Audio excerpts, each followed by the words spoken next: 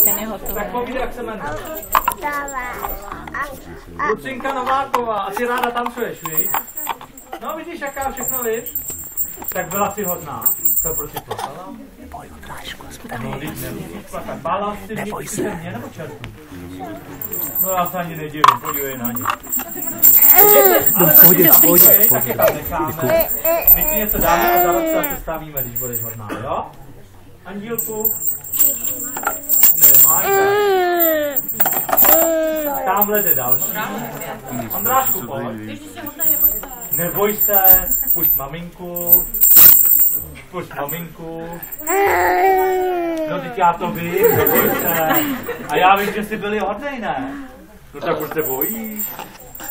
Vůbec se neboj. Když zase budeš celý rok na to hodnej, tak my zase s něčím přijdem a zase čerti budou stát takhle vzadu a vůbec na sebe nepůjdou, jo? Tak jo. Nemáš zač.